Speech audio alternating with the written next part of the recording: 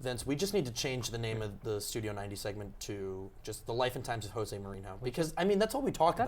That's all we should talk about. Chomp, chomp, boys. Chomp, chomp. Who the hell is that? What is going on? Deepak, 12-4, Super Bowl bound, buddy. Super Bowl Big bound. win. I should not have given Congrats. you a hard time about 11-5. And I'm hey, sorry. Your boys won too. Yeah, Big Ben's out though. At a price.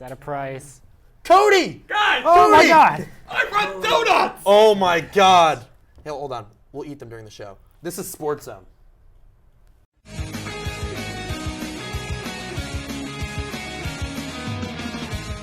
Hello and welcome to this week's SportsZone. This is Studio 90. I'm joined, as I always am, by Ryan. We'll be talking about soccer, jumping across the pond first, talking about our favorite topic of conversation on Studio 90, Chelsea. And it is topical to talk about them because they lost this weekend to Stoke City 1-0. They've lost 3 straight games for the first time since 1999. They've lost 9 of their first 12 games in the league. So Ryan, I guess, is it time to let Jose Mourinho go? And where can Chelsea go from here? I definitely think it's time to let Jose Mourinho go. He's kind of come and gone. However, as you said, they have lost their first three matches in a row for the first time since 1999. If Jose Mourinho is going to claim that he is the best manager in Chelsea history, he's clearly not backing that up. And I think that they definitely need a change of face in the managerialship. It has been a real carousel of managers, which is unusual in the Barclays Premier League or just in European soccer as a whole. However, there is talk that Mourinho is keen on replacing Louis van Gaal at Old Trafford. That probably won't happen, but that would create some interesting fireworks if he was to leave Stamford Bridge and go to Old Trafford. That's ambitious now, especially I don't think Man U would be keen on letting Van Gaal go as they're sitting 4th in the table right now, long season to go ahead of them. They've seemingly gotten the Champions League spot in their sights. That would be an interesting move for sure, but definitely lots of moves potentially shaking up in the Premier League. Swansea's manager, Gary Monk, had a falling out with management. It was reported, so he might be on the way out. It was also reported at Chelsea that the players had a walkout and a meeting with Jose Mourinho, so it'll be interesting to see where that goes in a couple weeks as the teams head onto an international break. So on the topic of international break, the U.S. starts their World Cup qualifying campaign this Friday with one of the key cogs of the team being left out. Where's Captain America? Yeah, Clint Dempsey was not added on the roster by Jurgen Klinsmann, which kind of shocked everybody. The U.S. did not beat Mexico. They are not playing in the Confederations Cup, which is normally considered a big step in CONCACAF to become a World Cup team. They need to win these matches. Jurgen Klinsmann is not including perhaps the best player on the American roster. I think it's a bold move. I also think that Jurgen Klinsmann's time as the U.S. men's national team manager is coming and going. He's making some interesting young moves to make the roster a lot younger, which needs to be done in every sport, but excluding your captain and the main driving force and perhaps the face right now of American soccer, it's a bold move, and I don't necessarily agree with it. It is early in qualification, and they play St. Vincent and Grenadines this Friday, so hopefully you won't need Clint Dempsey for that match. But it's interesting, young guys getting the call up. Bill Hamid from DC United, Darlington Nagbe just gained U.S. citizenship, and he's getting called up. Matt Biaga, who's been with the U.S. U21s for their World Cup runs, all getting called up. So do you think this is a time for the young guys to really show that they can potentially break into the lineup as maybe DeAndre Yedlin did at the past World Cup? They have to. American soccer is definitely now starting to gain themselves a reputation as being a knockout stage, a perennial knockout stage member. They definitely need to show that, and these young guys need to prove it. Everybody's always questioned the American defense, especially along their backs, center backs and wing backs. DeAndre Yedlin was a huge addition, and he played extremely well in Rio. Also, Matt Beasler and James Cameron are very young because we also have, once again, another little carousel of players now rolling through center back. I think the problem with Jurgen Klinsmann's approach to this is, yes, it is absolutely appropriate to bring young guys to camp, and they do belong in camp. But it's just a matter of the fact that if you're trying to build chemistry and camaraderie amongst this team, he's not going about it the correct way. Yeah, definitely. I think of the previous 9 matches the U.S. has played, they have had 9 different starting lineups. So it's hard to kind of get a sense of team chemistry, but also individually, not knowing from one game to the next if you're going to be in the starting 11. That plays mind games on you for sure. So we'll keep an eye on the U.S. as they play their first World Cup qualifying match, and we'll keep an eye on all interesting international matchups this week as the final spots of the European Championship, which will be played this coming summer, will be filled out in this coming week. So that'll be interesting to take a look at, and we'll probably have a Chelsea update in the future. For more hard-hitting sports analysis, stick around. This has been Studio 90. Hello and welcome back to SportsZone, the official celebration of 2-man panels this week. I've got Ryan here with me, and we're going to talk some AU athletics. This is going to be our AU Insiders panel. We have 2 seasons that have come to a close, 2 looking ahead to some postseason action. So we'll start with the 2 seasons that just ended.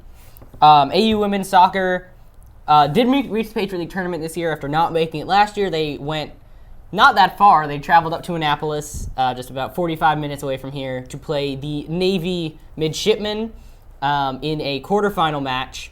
And it did get a little bit out of hand towards the end. They fell 6-0 was the final in that one to end their season. Not their best performance, to say the least. Not at all. It was definitely not the way you want to go end your season, and especially as a senior. You don't want to end your season with a 6-0 shellacking in your league tournament. However, the women's soccer team for AU definitely has a lot of young and up-and-coming players. Their recruiting classes are getting bigger and bigger. So I think that as we kind of move on through the next couple of years, I think we'll start to see an upward swing for the women's soccer team. So I think the future looks bright.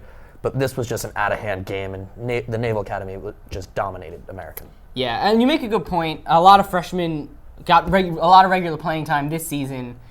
So you have to figure that, as they grow into the system, they're going to, contribute even more. So that's a good point. The future probably bright. Of course, better this year than they were last year. So trending the right direction. But yeah, it was a bit surprising the result, considering the 2 teams had played about 2 weeks ago here in DC, and it was Navy won that one 2-0. But a much more reasonable kind of scoreline, a much more closer game. So it's surprising that in the second go-around, with AU's defense kind of knowing what Navy can do, to concede 6, a little bit surprising. Well, like you said, the freshmen have been getting a lot of playing time, and this is their first experience in a Patriot League, in a college playoff setting in general. And just being, as a former athlete myself, playing in any playoff, especially your freshman year, is a very nerve-wracking experience. I can only imagine what it's like at the NCAA level, but it's definitely, their nerves were definitely running. I think Navy, being a lot older of a team, had a little bit more composure. They've been around the block a little bit more, but I think, like we said earlier, they're trending in the right direction, and they will gain playoff experience.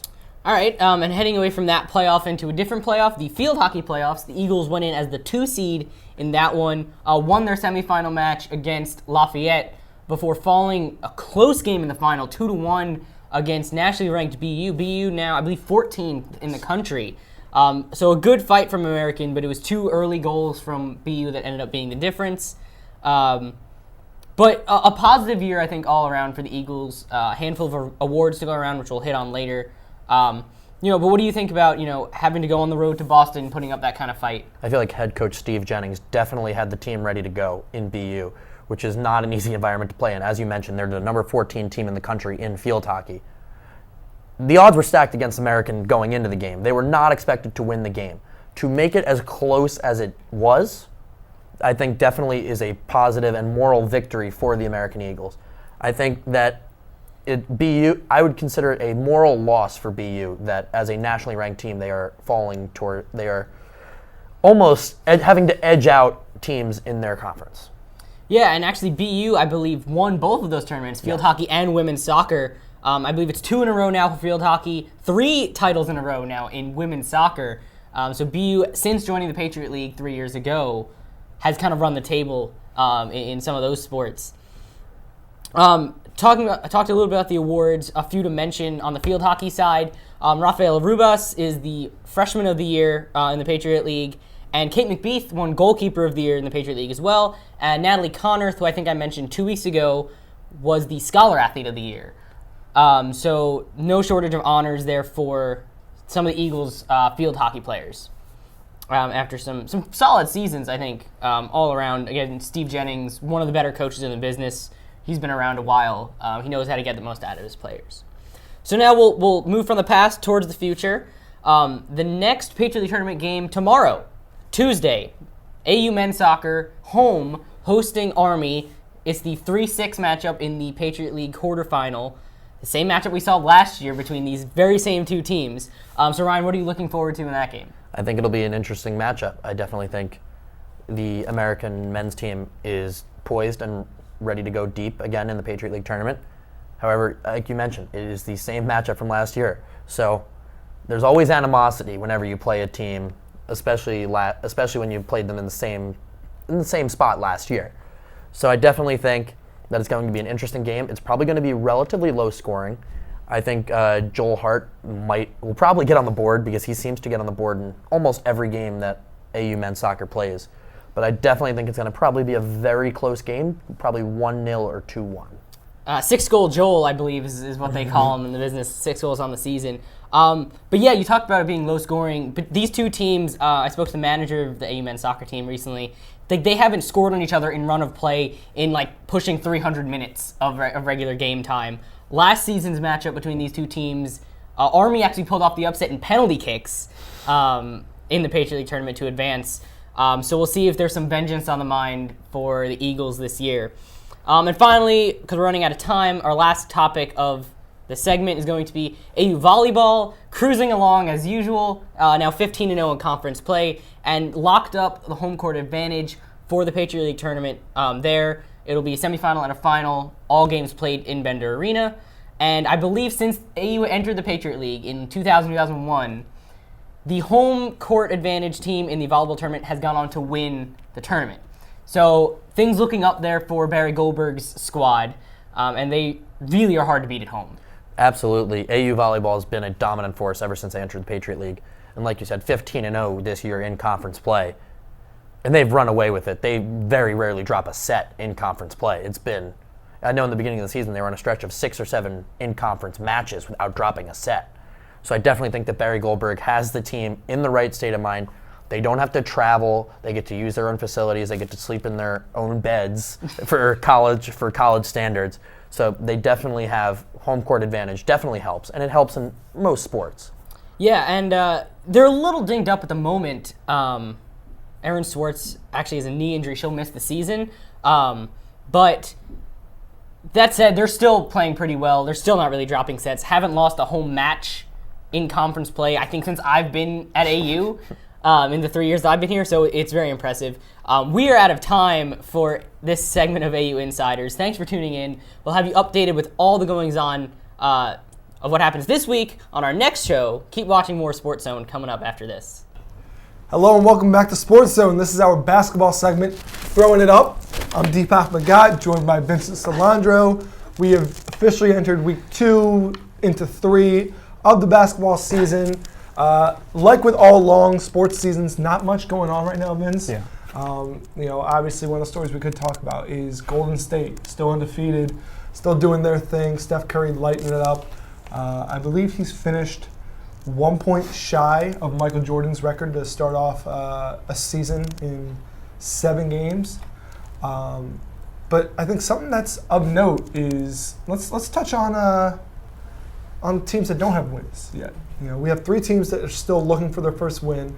My Philadelphia 76ers, pardon me, the Brooklyn Nets, and surprisingly, the New Orleans Pelicans. Vince, Anthony Davis is leading this team. He's supposed to be the guy who everyone sees as their new perennial MVP. What do you make of this team so far? Well, I think it's showing that Anthony Davis needs a lot of help around him. They do have Omir Sheik. They've got Tyreek Evans. They've got pieces there, so it seems puzzling for a team that got the 8th seed in a very competitive Western Conference to be struggling like they are early on. They played on Sunday against the Lakers, they didn't have a win either, and everyone had kind of penciled that in as the matchup that the Pelicans were going to get off the snide, get their first victory, and kind of get things rolling again. They ultimately lost to the Lakers, who are terrible this year. So I mean, will they remain winless for much longer? I don't think so. Will they right the ship and maybe get it going? Definitely, but it's definitely puzzling early on that a team that a lot of people had pegged, especially with Alvin Gentry now as their new head coach, to kind of move up and maybe contend for those higher 5-6 seeds in the West, struggling this early on. Yeah, and you mentioned they just played the Lakers, who just got their first win. This team, obviously, I believe they're only 6 years removed from their last championship. Kobe Bryant's still there. It's his final season. But the future is looking good for them if you look at Julius Randle and D'Angelo Russell. But Kobe Bryant, it's going to be a recurring theme all throughout this season. What's his final season going to be like? So far we see, obviously, he's still struggling, but at times he puts up vintage Kobe Bryant moves, maybe not numbers. Is his role still somewhat of a change? Is he still mentoring these younger guys, or does he, is he starting to say, all right, what, it is my final season, I'm going to go all out? Well, it's a little puzzling. I read this week that head coach Byron Scott was quoted for saying, I'm not really concerned about developing players. I'm more concerned about winning right now, which is really cancerous, and you really don't want to hear that from your head coach. You'd like to see a team to kind of go into a developing and a rebuilding stage, especially when you're phasing out who's been the face of the franchise for the past 20 years. So I think it's a little bit of Byron Scott really not knowing how to manage the situation there, and Kobe Bryant he's going to struggle with a reduced role. He wants the ball in his hands all the time. That's what we've seen throughout his career. He likes to make the plays. He likes to take the big shots, and I think he's going to really struggle with that as they're trying to kind of bring in D'Angelo Russell. They've got Julius Randle as well, these young guys who they're going to try and make what Kobe Bryant has been to the Lakers for the past 20 years. And I think the Lakers are going to just continue to have a terrible, terrible season. And I think that's a problem that you actually stated in a way, because Byron Scott, former player for the Lakers, so he's used to that winning culture anyway when he was a player. And that, I think, is still the issue right there with some coaches, and not just in basketball, but in other sports, where you're a former player, you're still relatively young. In all honesty, you can't bring much to the table there. I mean, you see older coaches still struggling, but that's because they really aren't given a whole great, group of players to work with. But they know what they're doing. They've been, on the winning side and the losing side, so that's a good thing. Moving over to other news stories regarding different players all around the league. Starting with Derrick Rose. Rose, obviously, a very fragile player, to say the least. He has not been healthy since his MVP season. Constantly something's wrong with him. But news coming out of Chicago saying that a split between Rose and the Bulls is imminent. And if that's the case, Vince, where do you see him possibly going? If he's traded, if he just leaves the team in free agency, where do you think would make the most sense for him to go?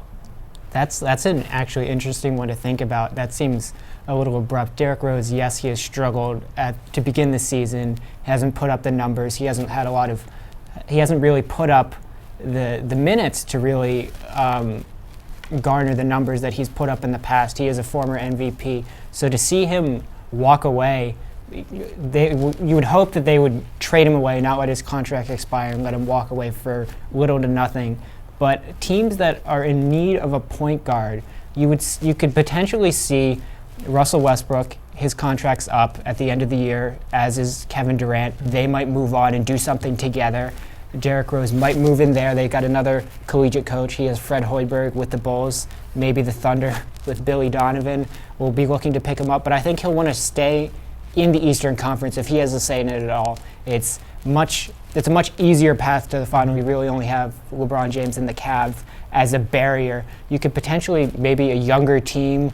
Detroit's having a pretty good season. Milwaukee under Jason Kidd, maybe playing under a former point guard, especially one as decorated as Jason Kidd. But I think ultimately these will all just be rumors. They'll work it out. Winning solves everything, and I think Derrick Rose is going to stay with the Bulls. Yeah, let's hope it's just not a thing of culture where he needs to split, and that'll be a shame too because he's a Chicago kid. Yeah. And so switching over real quick from a Chicago kid potentially leaving his home team to a Washington D.C. kid coming out actually yesterday saying that Kevin Durant is disappointed and insulted that the Washington Wizards reached out to him and tried to recruit him to come over. Obviously, he's going to be a free agent at the end of the season, saying that focus on the players that you already have. What's that kind of sending? What message is that sending to the Wizards and to you? You know, if someone who obviously loves DC, but now he's like criticizing the team for recruiting him. What's that send to you? I think it's a red flag for certain. Kevin Durant in the past has really revealed he's really a fragile guy. He's very sensitive when the media brings up topics or he feels like he's attacked. That really kind of brings about a different side of him that we didn't really see. He entered the league, we thought he was a quiet guy, but he's an angry, fragile man. And I think the Wizards will potentially see that if he's not happy, then he's not gonna perform well. He's not gonna want to come. So I think the Wizards may need to regroup and potentially reevaluate if this is something that they really want to do, because that's the type of attitude that you would be bringing into a young team who's experiencing success at the moment. Do you really want to bring in that unknown variable? You don't know what you're going to get. Yeah, exactly. And so it's interesting to see how that will play out too. Anyway, that's all the time that we have for Throwing It Up. For Vince, I'm Deepak. Stay tuned for more SportsZone coming at you next. Hello and welcome back to SportsZone. This is your NFL segment going for 2. We have wrapped up most of Week 8 by now. Week 9. Week 9. Week 9. Wow. We're already more than halfway through the season. And Vince, it has been an exciting season at that. First and foremost, I would like to use the phrase, and then there were 3.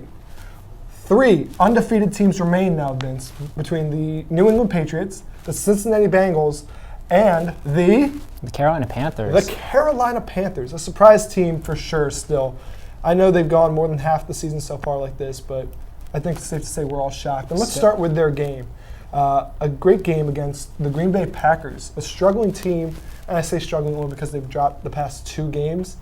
But there was a lot of tension there too, Vince. You definitely saw the tension between Cam Newton and actually what was a Packers fan that lives in North Carolina. But apart from that, what can you take away from this game? Yeah, there was definitely a lot of tension. Julius Peppers was returning as a member of the Packers. There was a little bit of animosity there. The whole trivial issue over a ball after Cam Newton scored in the first quarter of the game. But in between the lines, when they were actually playing football, Carolina really surprised me. I thought the Packers were coming off a week where they lost kind of embarrassingly to the Broncos.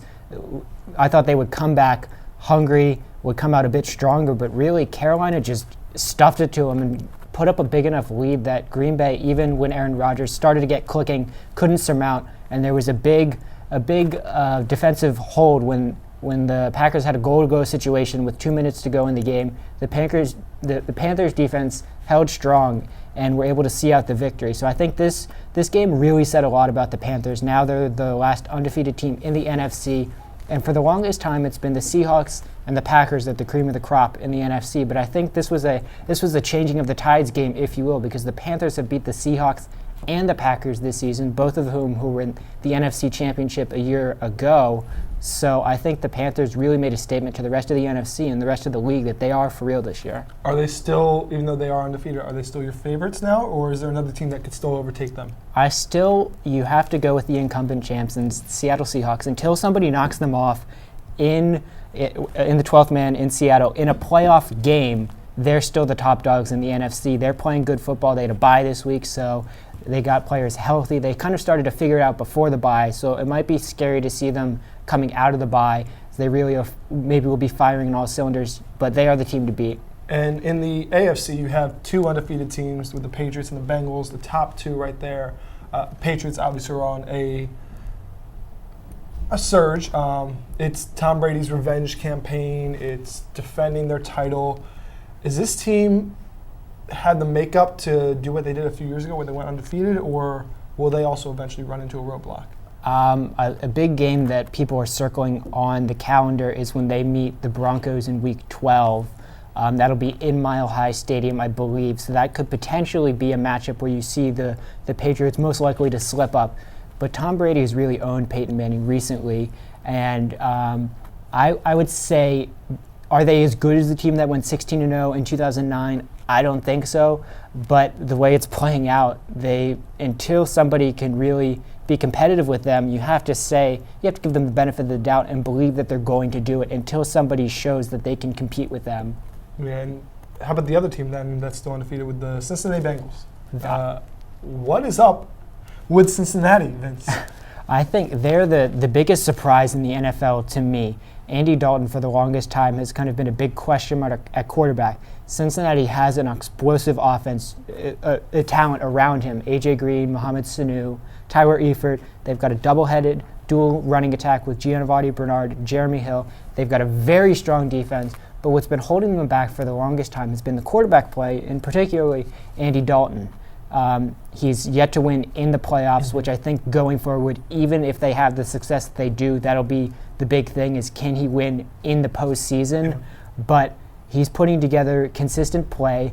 He's, the past couple weeks, more touchdowns than interceptions, which has been, he turns the ball over too much. That's the biggest knock on Andy Dalton's game. He's been taking care of the football, getting into the guys who can make big plays, and he's not so much a game manager as Russell Wilson is, as he's still putting up bigger numbers, but in a sense of taking care of the ball, he's managing the game in that aspect a lot better, and I think the Bengals are really surprising teams. Yeah, and it's obviously no doubt now that they will make the playoffs. Nothing can really stop that from here. Do you think it's time that Andy Dalton kind of starts practicing on his own to try to be like, all right, getting the mentality of the playoffs, how would I win a game here? Obviously they have a very well-coached team under Marvin Lewis, who's one of the longest tenured coaches right now with the team that he's currently with. So it's a really great system right there. The team is a very solid team. Do you think that kind of is factoring in yet, or is he going to let that just end up being, another game where he's like, all right, we're undefeated now. Let's just say the regular season goes on, and now we play our 17th game, and then it's just our 18th game instead of playoff game 1, playoff game 2. I think you got to take it a one game at an approach, or one game at a time approach. And I think it's definitely too early for the Bengals to be peeking ahead, looking into the playoffs. Yes, they're all but assured of winning the AFC North, but you don't want to go into the playoffs playing bad football. I think Andy Dalton, if anything, I would say is to just stop thinking. Just keep playing the way he's playing. He's playing at an extremely high level right now. And so I think if he starts thinking about it, if he starts looking ahead and saying, oh, I haven't won a playoff game, we've struggled in the past, I've turned the ball over, thrown a lot of interceptions as we get into December and January, I think that's what's going to throw him off. He just needs to kind of focus on what he's doing. You mentioned Marvin Lewis, fantastic coach. So they have a good system there. They've got young players around him that are kind of experiencing it for the first time. So I think I guess for Cincinnati, keep on keeping on. Yeah. And so final 2-minute drive right here. You mentioned the Broncos. They officially have fallen out of the undefeated column, falling late in the game. Peyton Manning actually not getting that chance to officially take over that title as the holder of most career passing yards. Is that obviously that's another step that's going to happen in his career. Next game, no doubt he's going to break that. Definitely. But two quick things right here. Where last night, let's touch upon the Sunday Night Football game between the Eagles and the Cowboys. A battle for, first place, I guess, in the NFC East, a weak division. What was your takeaway there? I think the Eagles played really well, and you saw Sam Bradford really kind of play well at a quarterback position where he struggled. You also saw DeMarco Murray run the ball with a little more success than he did certainly the first time they played the Cowboys, where I think he was held under 10 yards. I think the Eagles realize that they have a strong dual running attack with Ryan Matthews and DeMarco Murray, and if they can utilize that better going forward, they'll have a lot of success. Because Sam Bradford, yes, he did lead the game-winning drive in overtime, throwing the touchdown to Jordan Matthews, but the play before that was when Ryan Matthews converted the fourth down play. So I think the Eagles learned that their running attack is going to be of peak importance if they're going to be able to grind out and win these games. Yeah, a lot of close calls there, a lot of really bad calls too. But real quick, final prediction for tonight's Monday Night Football game against the San Diego Chargers and Chicago Bears. Who you got? While San Diego will be a little light, Keenan Allen's out for the rest of the season with a kidney problem. San Diego needs a win, and the Bears are terrible. Simple as that. San Diego's going to win. Yeah, I mean, obviously with the way that Phillip Rivers has played all year, I think that's definitely going to be the case. It's going to be probably like a 24-17 kind of game. Anyway, that's all the time we have for Going for Two. For Vincent Solandro, I'm Deepak Bhagat. Stay tuned for some more Sports Zone coming at you. Hello and welcome back to Sports Zone. This is our premier fantasy football segment, Fantasy 411. I'm joined alongside with Dan Lignato, and we're going to talk about some interesting matchups this week and some interesting new changes. This week was definitely the week of the quarterback. Two marquee injuries, Teddy Bridgewater, Ben Roethlisberger, both out for a long period of time. Ben Roethlisberger with a mid-foot strain, and Teddy Bridgewater with definitely a concussion. Yes, So- they kept talking about it being evaluated. There was not much evaluation needed, I think. He was actually unconscious on the field. That should have been all the evaluation they needed. All right, so Dan, going on that, who should replace these two quarterbacks? Because they're big quarterbacks in fantasy football. Yeah, I think a quarterback to look into that might be flying under the radar is Matt Castle in Dallas. And since replacing Brandon Weeden in replacing Tony Romo, I think 3 weeks ago, I think Matt Castle has really played well. After he was really well did really well in New England, kind of dropped off for a few years, but this Dallas offense seems to work for him. He's throwing touchdowns, he's making some plays with his legs, and he's limiting the mistakes, which I think is big. He's not going to get you a ton of points. He's not going to put up Aaron Rodgers numbers, but in terms of a stopgap guy, I think he's a pretty good option, and I've been really impressed with the way he's played lately. Another big name quarterback-wise, Derek Carr, currently sitting at the 10th most added player in the last 7 days. He's been on fire, absolute on fire. Now, since this week was the week of the quarterback, we've kind of discussed that. There's also some big running backs. D'Angelo Williams making headlines in Pittsburgh. I know Vince said last week, put him in your lineup. Do you keep him in your lineup after this performance? Absolutely keep him in your lineup. They're now, again, as you said, Roethlisberger's out again. They're going to have to turn to that running game to try to take some of the stress off of rookie Landry Jones, who's jumped Michael Vick in the depth chart. But I think they're going to have to go to the running game probably even more and rely even more on D'Angelo Williams without Ben Roethlisberger in the lineup. So if you picked him up, absolutely keep running him out there. I also think Jeremy Langford replacing Matt Forte is going to be huge. He has been added in a lot of leagues to replace Matt Forte, but I definitely think that he is worthwhile in starting in your lineup. Now, it's also wide receivers have been dominant, especially the Oakland Raiders wide receivers. They've seemed to kind of really find stride, and Brandon Marshall and Eric Decker. And it's been a dominant year for wide receivers. Antonio Brown went off yesterday as well. So who is your X-factor wide receiver right now that this is the guy you want to have on your roster, or you get annoyed that you're playing against him this week? There's a lot of guys that are going to put up numbers every week. Odell Beckham Jr. probably among them. He's gonna put up numbers every week. Eli Manning is a top-notch quarterback, and Beckham's gonna probably catch a touchdown and go for 50 to 80 yards at least every week.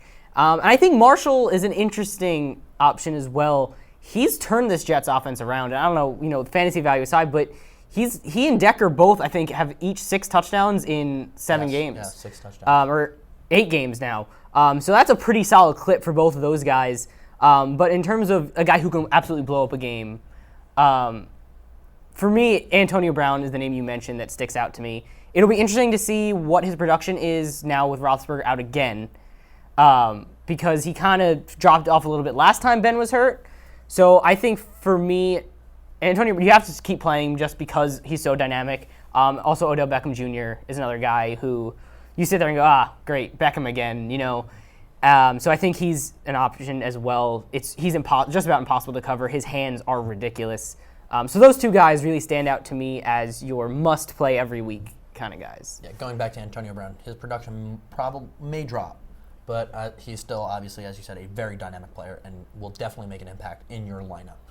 Now this week, you've got a whole new fire wagon of kickers who are on bye, and you're getting a bunch of kickers back. You're getting names like Mike Nugent, Blair Walsh in Minnesota, and you're also going to get guys like Mason Crosby back. which kicker are you going to throw in there? Who do you think is going to have lots of long field goals for you? Well, Mason Crosby is a guy who's always been a very steady kicker. He's been absolutely solid throughout his entire career. So I definitely think he's an option if someone dropped him because he was on a bye, or if he's being dropped because he's on a bye, if you can pick him up and stash him, it's not a bad idea. Blair Walsh also, I think, made a 60-yarder yesterday. Yes, he did. So there's lots of points to come with that. So he's got a big leg. So if he's available, you can look into him as well. All right, well, you heard it here first. That's all the time we have for this segment of Fantasy 411. Alongside with Dan Lignato, I'm Ryan Siegel. More Sports Zone coming to you after this. Hello and welcome back to Sports Zone. This is now going to be our premier college football segment. I know, don't be surprised. It's not more Fantasy 411, but yes, we are the same people. Along with Dan Lignato, I'm Ryan Siegel. We're going to give you your biggest premier college football matchups this week, and there were a couple big ones. Clemson, Florida State. Winner's pretty much going to become the ACC champion. Clemson definitely avenging their loss last year at Sean McGuire's expense, and we'll get to that a little bit later. But Clemson playing dominant defense, winning 23-13. Dan, take us through that game. Well, this was a case of Clemson doing what they needed to do. They were given the number one ranking in the new in last week's playoff rankings, and really they needed to go into this game in Florida State needing just to take care of business, and that was pretty much what they did. As you said, they played really good defense. 23-13 is the final score, expecting them to maintain that top spot for this coming week, just because they did what they needed to do, and no real stress for them. Just kind of took care of business and got out of town with a win. And I think in order to be the best in the ACC, you had to beat the best, and you had to beat the champs in Right. Florida State. Yeah. And I think Clemson did that, and I definitely think, barring no hiccups, they've solidified their spot as the ACC champion. Now, but we're going to swing down to the SEC, the big power SEC, and especially the SEC West, where that title was pretty much also on the line, where Alabama, LSU, all the marbles, 2 and 4 in the college football playoff rankings, respectively. And Alabama took them to town in Bryant-Denny. Leonard Fournette was very contained. Dan, what happened down at Bryant-Denny Stadium? Well, for years, Alabama's defense has been what's made them such a dominant force. And you talked about how they shut down Leonard Fournette. And so once again, it's Alabama's defense that it does it well for them. I mean, you look at how they've won all these years. The quarterbacks, which is really the center of your offense, nothing special. Greg McElroy. It's not Jameis Winston. It's not Marcus Mariota. It's been their defense for years that's kept them so good. And once again, the Alabama defense gets it done. And this is a game of why, when we talked about it last week, the NCAA, in their rankings, they like Bama and they like to bump Bama up. And games like this are an example why, because they're capable of being so dominant on the defensive side of the ball that they could go out and beat anyone on any given day. It doesn't matter how well their offense plays or not. And that's what they did to LSU. They handled LSU's offense, handled Leonard Fournette, put up enough points on the offensive side, and there you go. Now Bama's looking to move up from that 4 spot even further, most likely, with a win over, as you said, LSU was number 2 coming in. So that Bama defense, year in, year out, takes care of business, and there you go, once again, taking care of business. Yeah, definitely going to be interesting to see how the College Football Selection Committee decides to rank Alabama. Those rankings actually come out tomorrow. So right now we're only dealing with the Associated Press poll and the coaches poll, and currently the AP poll has Alabama at 3 behind undefeated Clemson and Ohio State, which probably is rightfully so. Going quickly through 5 and 6, Notre Dame beating Pittsburgh 42-30. Pittsburgh's really kind of had a little bit of a decline. And then you have Baylor edging out Kansas State, Baylor's close wins, they're not helping their case with the selection committee.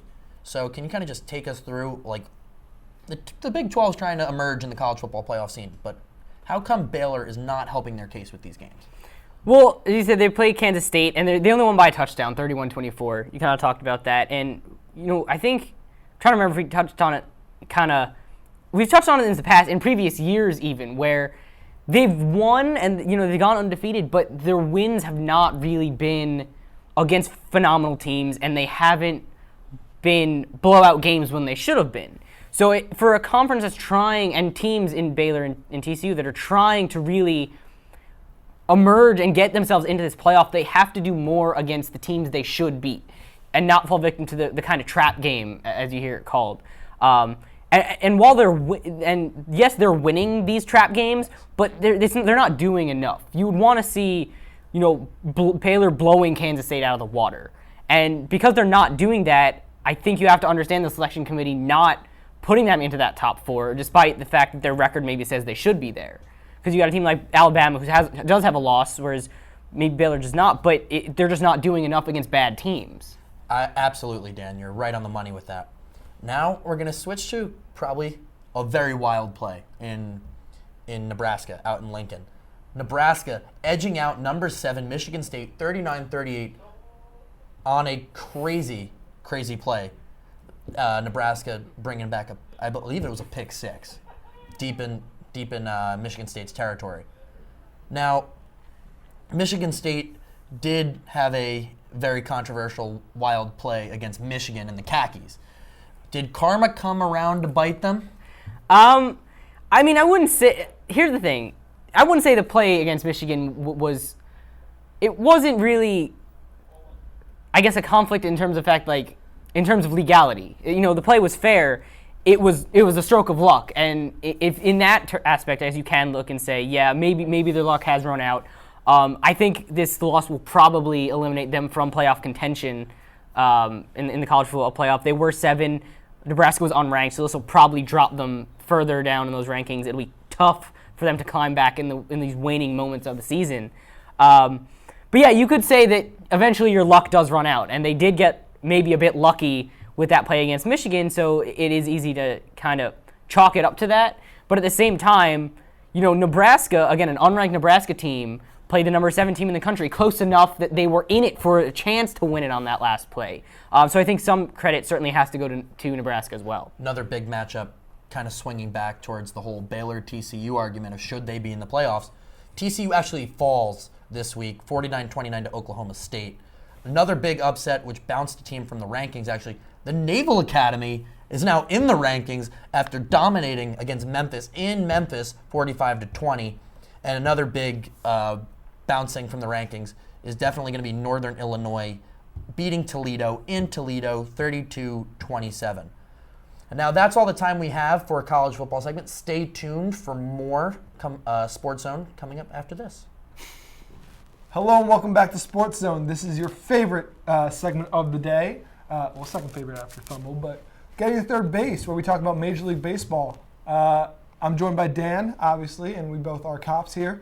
Dan, the baseball season ended last Sunday. Was the final game of the World Series. Royals in 5. Once again, who called it? Yeah, you called it. We know you called it. I called it. So naturally, this is the part of the show where we start, or the part of this getting the third segment where we start, discussing postseason, off-season awards, year-end awards.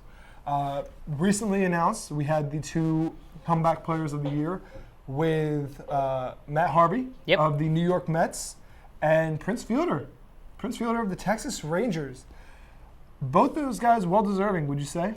Yeah, there was some clamoring on the American League side of things that, maybe Alex Rodriguez over Prince Fielder might have been an interesting choice. A-Rod was suspended, whereas Fielder was hurt. Mm-hmm. I don't know if that weighed into the decision at all, but I think either of those guys is certainly a fine choice. Fielder really kind of carrying the Rangers to the playoffs this year after it looked like they were going to be non-competitive. So certainly credit to Prince.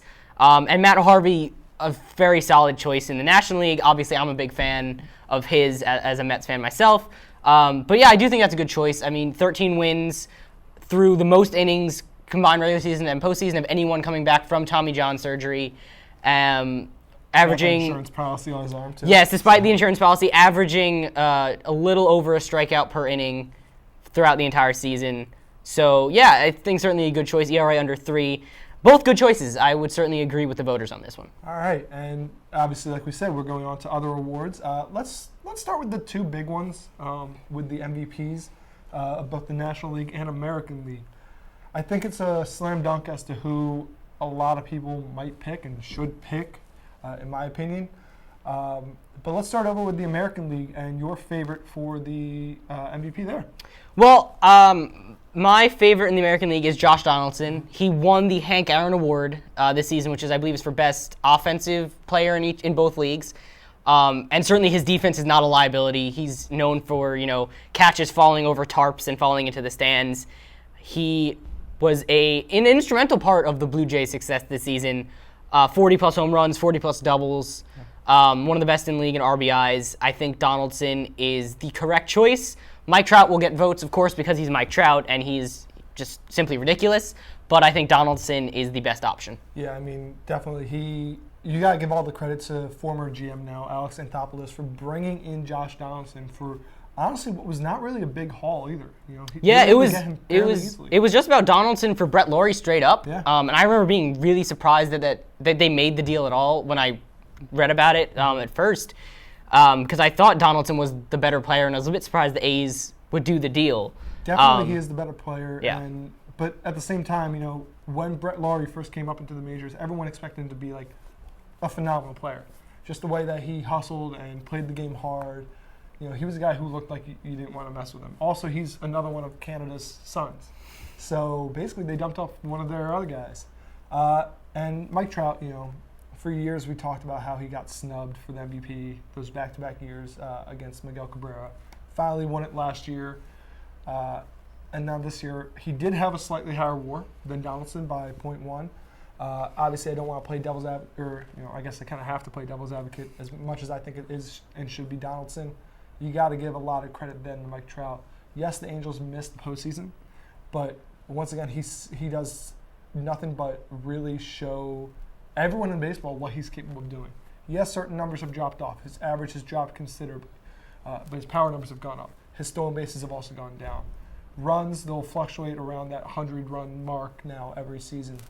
But, I definitely think Donaldson's going to be that guy there. In the National League, is it safe to say it's a consensus pick? Probably a consensus pick. It'll most likely be staying local. I think Bryce Harper is the clear favorite there. Again, also the Hank Aaron winner. Mm-hmm. Didn't come to Citi Field to pick up his award because he chickened out like a chicken, or a word that I'm not allowed to say on TV. Chickens chicken out, yes. Yes, so he chickened out and didn't come to Citi Field to collect his award because he was scared of getting booed, which he probably would have been. But certainly, this was the year that he really, everyone knew that it was only a matter of time until the 40 home run power came and the 100 RBIs came. And he really is the easy choice in the National League. And then for once, as much as everyone dislikes his attitude, his way that he goes about everything, you got to say that this year he actually did do a lot to back it up. He definitely had those numbers. He tried to carry the Nationals team as much as he could on his own. A lot of injuries and poor managing on Matt Williams' part caused that team to collapse. However, here's the thing. It's like, while he should be the MVP and he will be MVP, I feel like some writers are just going to decide to spite him because, of the way he treats people, and maybe go for a pitcher, someone like Clayton Kershaw, for instance, who, could be in line for a second MVP even if he doesn't win the Cy Young. A guy who struck out 300 batters for the first time in his career, and it's been done for the first time since the early 2000s. First Dodger to do it since Sandy Koufax. So a lot of stuff, factors in there. So we'll see where that plays out. Lastly, though, today, the 2016 Hall of Fame ballot came out with some notable first-year players: Ken Griffey Jr., Trevor Hoffman, Jim Edmonds among those guys. Three guys who, obviously have a great stake to the Hall, two of which will get in. I think, it's hands down going to be Griffey, hands down going to be Hoffman. But what's this mean for other guys on the ballot who are still there, on either at the cusp or maybe, just barely made the cut last year to stay on the ballot? Well, I think for those guys on the cusp, there's a chance this year, because you look the last two seasons in particular, that you would have 4 or 5 guys on the first ballot who are guaranteed in. You got Randy Johnson, Pedro Martinez, Smoltz and Frank Thomas, and Maddox, Wow. and those guys are always they're just about automatic. You look at, especially on the pitching side, all of them over 300 wins, Yeah. all the strikeouts. And it's hard. You can't point at any one of them and really be like, oh, we should wait a year on Maddox, because he's one of the game's best in the history of the Major League Baseball. So he was guaranteed a first ballot And shot. Maddox was supposed to be that guy that rivaled Tom Seaver for most. Tom Seaver still got the highest percentage. Let's go Mets. But I certainly think he's in as a Met. Let that be known. But I certainly think this year, because you got two guys in Griffey and Hoffman who are probably guaranteed, but there's some space there. There's maybe two more guys who have been on the ballot for a while. I'm looking at Mike Piazza. He's been creeping up the votes the last few years. He got to 69% last year. You need 75. This may be his year. I think he's got a good shot this year, just because it's only those two, I think, who are going to guarantee themselves as first ballot. I think other guys like Alan Trammell should make a surge. Jeff Bagwell had 55%, so he should rise considerably. It'll be nice to see other guys who deserve to get in, McGriff and Tim Raines and Lee Smith, some guys like that who at least give them an additional boost. They still have a few more years on those ballots. But anyway, it'll be interesting to see how that goes. Also, years down the line, it'll be interesting to see how they approach the ballot with career stats kind of going down, longevities of careers, not as special anymore. But that is all the time we have for Getting to Third. For Officer Dan, I'm Officer Deepak. Stay tuned for more Sports Zone coming at you next. Hello, welcome back to Sports Zone. This is Ice Time. Unfortunately, Rachel could not be here this week. She has an academic commitment. I'm Ryan Siegel, and this is, I think, the first of the year Sports Zone solo act. So we'll see how this goes. We're going to start right away with tonight's big Hockey Hall of Fame induction ceremony for the class of 2015. Lots of big names going in this year. Sergei Fedorov, Phil Housley, Angela Ruggiero, Nicholas Lidstrom, and Chris Pronger on the players' side. Fedorov obviously playing for mainly and most notably for Detroit, Columbus, and the Capitals. Phil Housley, a little bit more of a journeyman, played for Buffalo, Winnipeg, St. Louis, Calgary, the Devils, the Capitals, Chicago, and the Toronto Maple Leafs. Chris Pronger, also a little bit more journeyman, but most notably spent his time in Anaheim and Philadelphia towards the end of his career. And Nicholas Lidstrom, obviously the captain still, technically, actually not really technically, but still the captain of many Detroit Red Wings fans' hearts, and the lone organization for Nicholas Lidstrom. Angela Ruggiero, also an interesting case, one of the premier faces of U.S. women's national hockey. She's had quite an illustrious career. She's won 2 silver medals at the Olympics, and she has a gold medal at the World Championships. So definitely an interesting player class. Also, you have Bill Ray, who is the Hockey Canada CEO, who will be going in as a builder of an organization in the builder organization category. And Peter Carmonis, who is the owner of the Carolina Hurricanes, who will also be going in as a fellow builder. But now turning from the past, going to the present, this week, 3 stars. First star went to Patrick Kane. Second, Tyler Seguin of Dallas. And third, surprisingly, Mike Condon of the Montreal Canadiens. Mike Condon, obviously the Princeton graduate, replacing Carey Price, who I actually know quite well. Now, other big news in Canada. The number 1 draft pick of the year, as Rachel famously says, one of the NHL's sweethearts, Connor McDavid, is out 7 to 8 weeks with a broken clavicle. This is going to be a huge blow for the Edmonton Oilers, and it has been showing as they dropped another game to the Chicago Blackhawks last night. So definitely something to look out for to see how Edmonton can do in the next 2 months. Also, injury news. Andre Palat of the Tampa Bay Lightning triplets, along with Tyler Johnson and Nikita Kucherov, is out for 3 to 5 weeks with a lower body injury, unspecified as to what that lower body injury is, but that'll definitely affect the triplet line for Tampa Bay. There's no news in player safety this week. Thank heavens. I was not really looking forward to seeing a malicious hit online. Now, we're going to spin to the games of the week, and this week could be big, especially for local hometown captain Alexander Ovechkin.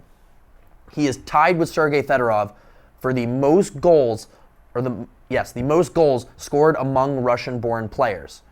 He's going to have a chance to do it tomorrow night. Capitals, Red Wings at Joe Louis Arena. Ovechkin may or may not make history, but it'll be interesting to see, and it'll definitely be he will definitely be followed for the next couple games until he actually does score that goal. If he does not get this chance on Tuesday, we swing Thursday night, where the Capitals will be playing Deepak's own Philadelphia Flyers, where Ovechkin can also claim glory there in the Wells Fargo Center. Other games to look for, since we're not on Ovechkin watch anymore, the Rangers will play the St. Louis Blues at Madison Square Garden on November 12th. That's definitely going to be a very compelling matchup because now the St. Louis Blues do not have TJ Oshie. So it'll be very interesting to see, and we don't know. Again, they have a very big goaltending carousel between Brian Elliott and Jake Allen. Jake Allen's starting to emerge as the number one, but it'll be interesting to see who gets the start that night. Also, Wednesday night, November 11th, we have Montreal in Pittsburgh taking on the Penguins. Should be a very interesting matchup. Montreal atop the Atlantic Division and was pretty much dominant for the first 10 games of the year. Playing Pittsburgh, Sidney Crosby and Phil Kessel should be a very close matchup. That is also NBC Sportsnet's Wednesday night rivalry, so that'll definitely be an interesting matchup there for NBC.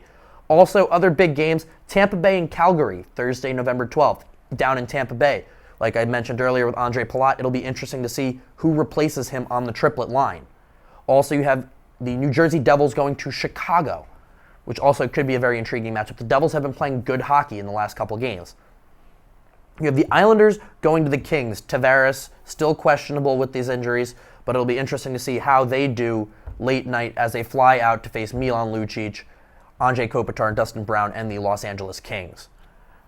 However, that is all the time we have for Ice Time this week. Stay tuned for more Sports Zone coming up after this. Hello and welcome back to our final and favorite segment of Sports Zone, Thumb Bowl. Thumbs up, thumbs down, where we talk about the good, the bad, and the ugly in both life and sports today. Now we're going to switch it up a little bit because in case you haven't noticed, we don't really have that many people. It's kind of a problem. Hello. So, Cody? Sorry. So, first off, thumbs up goes to the fact that we were actually able to do this show. Thumbs up also goes to the fact that it is just comical, and we don't know why we did this, but we just felt like it. Thumbs down to Cody cutting me off. Thumbs down to people not being here. Thumbs up to the fact that I saw Spectre this weekend with the one and only Brandon Kramen, Brendan Fay, and guess who we ran into? Ryan Siegel. Great guy, great chap. He abandoned his friends to come sit with us, so it's safe to say that he has no friends now. Thumbs up to the Eagles. They won 12-4. Ryan kept saying they wouldn't win. They won. Guess what? 12-4. Super Bowl bound, guys. Super Bowl bound. Finally, thumbs down on an actually serious note. Thumbs down to the Cowboys, to Greg Hardy, to Jerry Jones. Obviously, it's been in the news all over. The pictures are released of the images when Greg Hardy beat his girlfriend. It's really a shame, to be completely honest, that he is still playing football. He deserves to, in my opinion, literally rot in prison. I don't think he really should have been given a second chance at all. Jerry Jones also still saying we gave him a second chance and he's a leader. Well, here you go, greaseball. Some degreaser for your ego and for your boy Greg Hardy. All right, use it well and then get out. Hello, world. Okay. Oh, look who it is. Everybody. So, okay. Thumbs up for, I brought donuts today. Thumbs down. I still have no idea what the hell I'm doing here or what the hell we are talking about. Thumbs up for, it's still November. And thumbs up for still not kicking me out, guys. All right, now my turn. I'm going to also throw back rebuttal at Deepak. Thumbs up to the fact I do have friends. However, Deepak did kind of guilt trip me into sitting with him and Brandon Kramen and Brendan Fay. Thumbs up also to the American University Club Ice Hockey team winning 3-2 against Salisbury University in the shootout in the 6th round. It was very nerve-wracking to be on the ice for that. However, thumbs up also to the New York Jets for not having to start Geno Smith. I think that's pretty self-explanatory. You don't want to start Geno Smith. Thumbs down, however, to the Jets' Thursday night uniforms. They are atrocious-lookingly green. Thumbs up to Landry Jones, once again passing over the dog-fighting Michael Vick. And then lastly, I've got to go thumbs down, unfortunately, to the AU rugby team. They lost a tough one to Catholic, but they are going to be They are playoff bound, and they are going to be playing Mount St. Mary's. Super Bowl bound. They are Super Bowl bound. All right, well, thumbs down will go this week. I didn't have my computer. It is broken in 2 different places, so I've been chilling in the library, streaming games all week. It's been absolutely miserable. Thumbs up. Arsenal tied Tottenham in the North London Derby this weekend. Kieran Gibbs scored in the 73rd minute. Flipped out of my chair, nearly broke the library computer. It's okay. Thumbs down. We have to see more Landry Jones. No matter how great Ryan tells me he is, I cry every time I see him come on the field. Thumbs up. D'Angelo Williams had a big week for the Steelers. We were coming out of the studio last week, said D'Angelo Williams was going to have a big week. Put up 2 touchdowns, more than the 150 yards I promised, but he's probably going to have to do a lot more in the coming weeks. Thumbs down is going to go University of Richmond. Their football team was in the top 10. They beat JMU. Game day was there a couple weeks ago. They lost to the University of New Hampshire. We'll leave it at that. All right, my turn. Thumbs up. Marcus Mariota, first thumbs up of the day. Walk-off touchdown in New Orleans in overtime to beat the Saints, who had been playing some good football, had won a few in a row. So thumbs up to Marcus Mariota and the Titans. He's back healthy. Always good to see. And another thumbs up, I will go to the AU men's soccer and volleyball teams for hosting some playoff games. That'll be fun. AU men's soccer clinching the 3 seed in the Patriot League Tournament. Volleyball locking up home court advantage throughout. I'm looking forward to another nice trip to the NCAA tournament for them. Thumbs up. AU basketball season starts next week, guys. Get hyped for that. Thumbs up for Cody Cohen for bringing us donuts.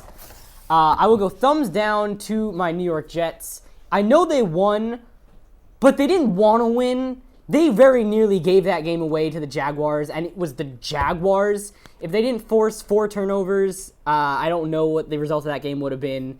They got lucky with some short field sometimes, but in the end makes it work. Thumbs up to Brandon Marshall. Diving catch to seal the victory. Just a good effort. Thumbs down because I don't know what Deepak's doing right now.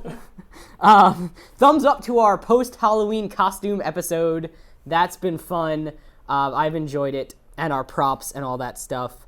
I think that is all I have for today. Also, thumbs up to the amount of bloopers we have today. Be sure to stay tuned after the credits.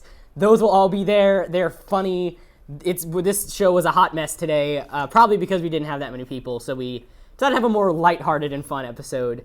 Also, like us on Facebook at ATV's SportsZone for all of our episodes when they post.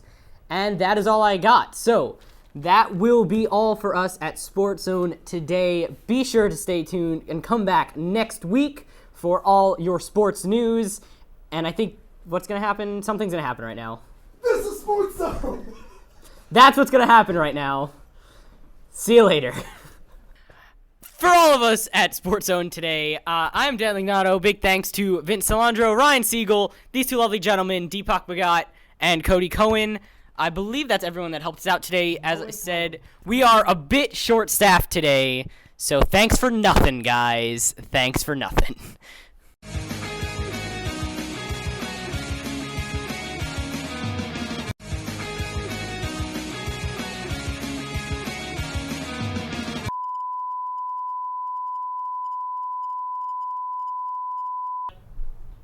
Hello and welcome back to SportsZone. This is Throwing It Up with your host, Deepak Bhagat, a.k.a. Jalen, according to Ryan, and Mr. Vincent Salandro, also known as Bobby.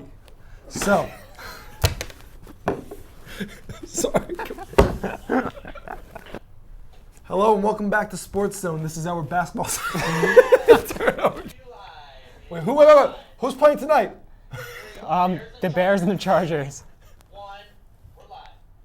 Hello and welcome back to SportsZone. This is your football segment, going for 2. We have wrapped. Mass Ave in 5, 4, 3, 2, 1. Hello.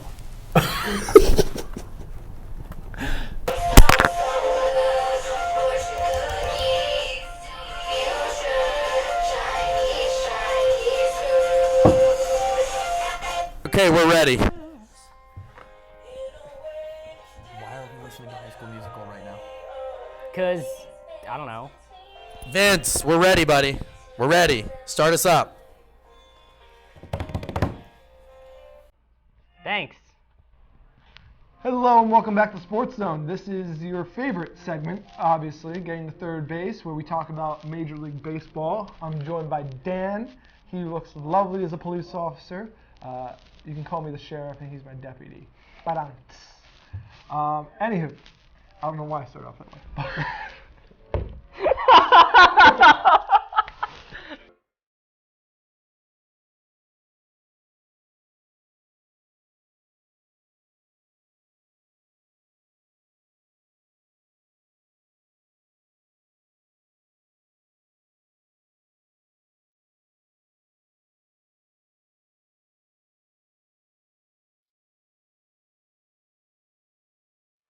I feel like I'm in a Peanuts movie.